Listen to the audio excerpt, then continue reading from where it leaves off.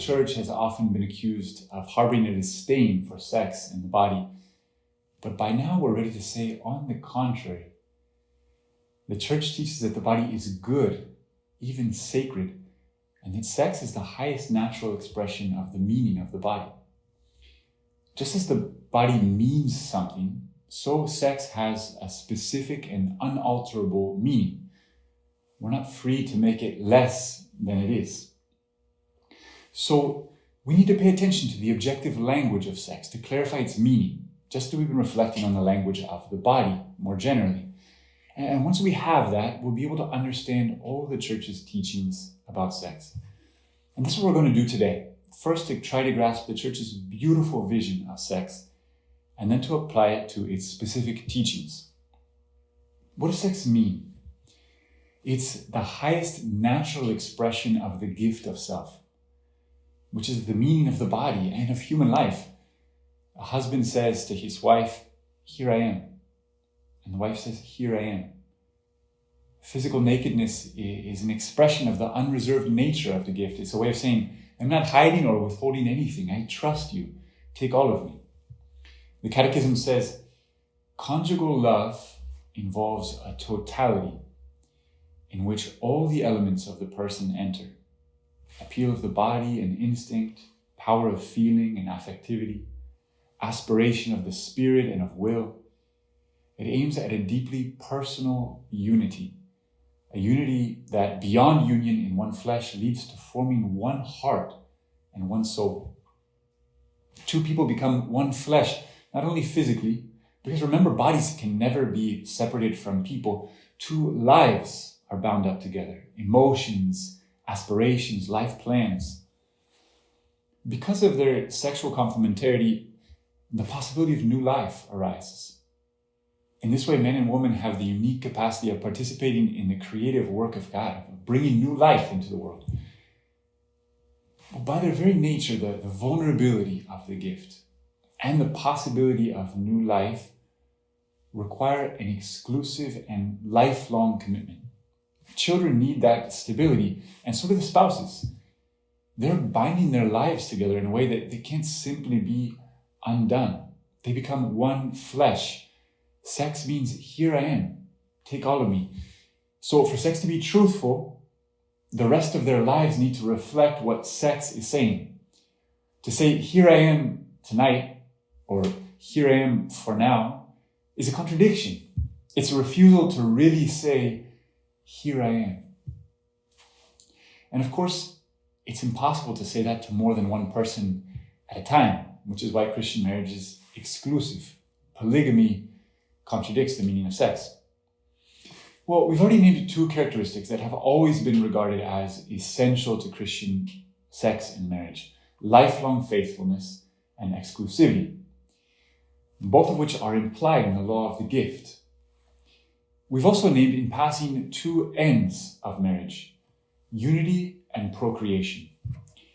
In sex, a union of two free persons is accomplished in a way that can only truly happen when they give themselves freely and completely to one another. This is the law of the gift at its highest expression.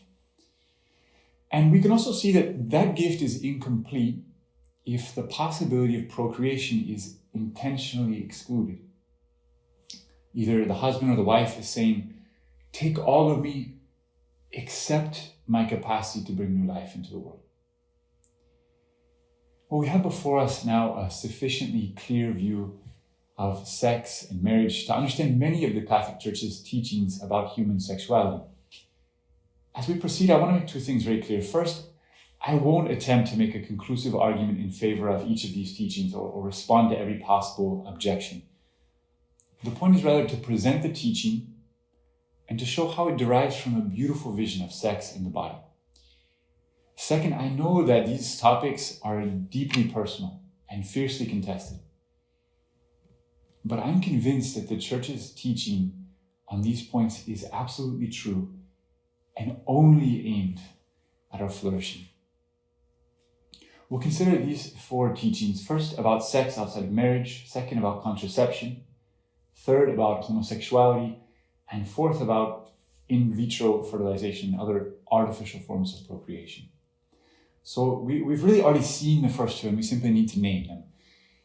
First, the Catholic Church teaches that sex belongs exclusively in the confines of a lifelong committed marriage. Otherwise, it simply can't mean what it means. The gift of self, which sex promises, can't be complete without involving all of one's life and all of one's future.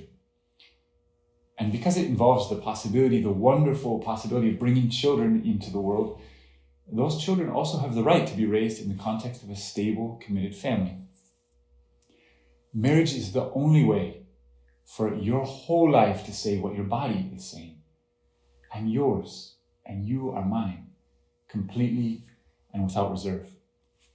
The Church's teaching on contraception is actually closely related, because as we already saw, contraception means withholding from the spouse this wonderful capacity to generate life. Again, it compromises the dynamic of the gift. Now, as contraception has become more prevalent, it's become less obvious for many that procreation is an essential element of sex and marriage. We can't accept sex simply be an expression of intimacy or an experience of pleasure or thrill. Well, it can be all those things, but it can't be just those things. For almost all of human history, in every culture, procreation was so obviously essential to sex that it was never questioned. That's not to say that contraception was never practiced, but procreation was never excluded from a culture's vision of what sex was. It's what sex is for, not in a utilitarian way to just have more hands on the farm or to propagate the species, but as a participation in the mystery of creation, of collaborating with God to bring new life into the world. It's a bizarre thing to regard children as a curse. In the Old Testament and in many cultures, it's been the greatest sign of God's blessing. Now, all that said, raising children is obviously an immense challenge and requires sacrifice, even as it's a great gift. And many families face complex and nuanced situations that make this teaching difficult. It's worth noting that the Church teaches that it's perfectly licit to practice natural family planning, to take advantage of a woman's natural cycle of infertility to space out the birth of children, to wait. Is natural family planning hard? Yes. Especially for women, yes, we have to acknowledge that. When a woman's at the peak of her desire, she has to abstain. Is NFP perfectly reliable? No. Okay, we have to acknowledge all of that. Well then, what's the difference between NFP and artificial contraception? Is NFP just an inefficient, old-fashioned form of contraception? No, there really is an essential moral difference. And that is that in NFP, the couple is never artificially interrupting the fruitfulness of the sexual act. Yes, they're taking advantage of times when the woman is naturally infertile, but they never undermine the integrity of the sexual act by removing the aspect of procreation.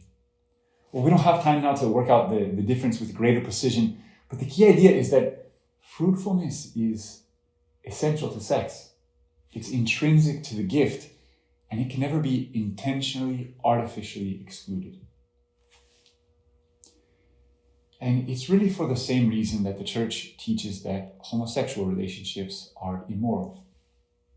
Two men or two women don't have the natural sexual complementarity that could give rise to new life. Their bodies aren't created for one another. And remember, our bodies aren't merely extrinsic apparatuses. They're constitutive of who we are.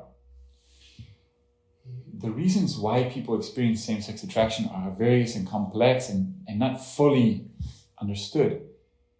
And it's important to be very clear that the desire itself is not a sin. It's a trial, a cross to bear. And we're not defined by our desires.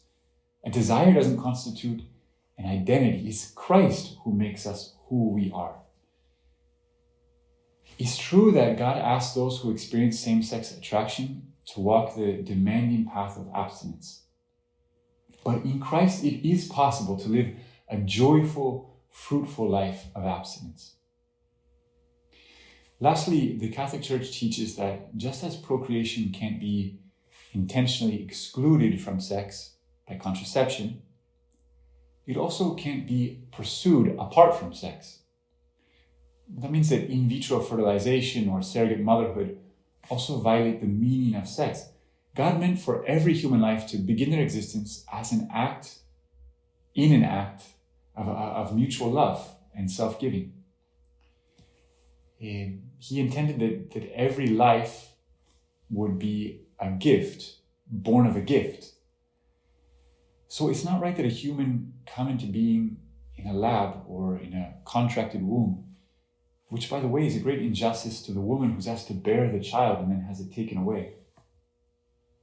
Of course, many people are conceived in such circumstances, and their dignity is in no way diminished thereby.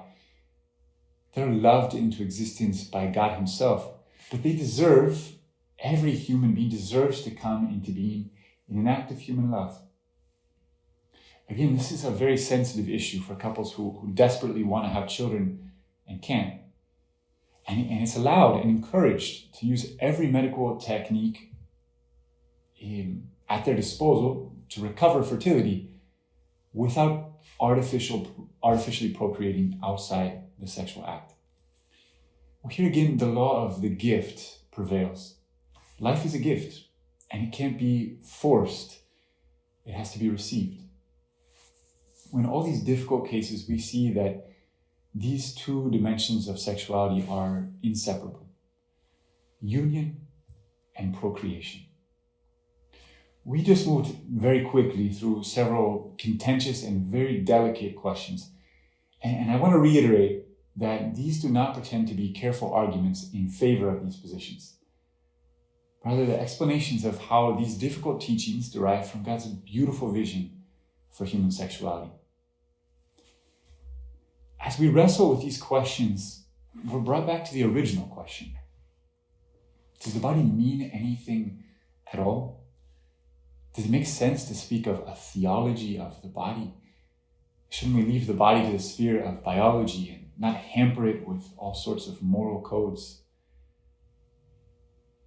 Or does the body mean something? Well, what about sex? Does it mean something? If so, if we're convinced that it's not just one more activity, if it means something, who will tell us what it means? Will our society tell us? It seems like an unreliable source since society's changed its teaching so often and so recently. And because so many people are left anxious, empty, and unhappy when they've tried to practice what our society teaches about sex, when they've tried to make it less than what it is. Well, who then will teach us? Should we teach ourselves? Aren't we the most unreliable, the most susceptible to self-deception precisely on the subject of sex? Haven't our thoughts and certainly our feelings changed 1,000 times? Who will teach us what sex means? Why don't we let God teach us? He's so good. He brought us into existence out of love. He gave us our bodies as a gift, and He has only ever sought our happiness. He knows what He's doing. He knows what He's about. We can poke holes in these arguments. We can find objections. Or we can let God teach us. Let's let Him teach us how to make our life a gift.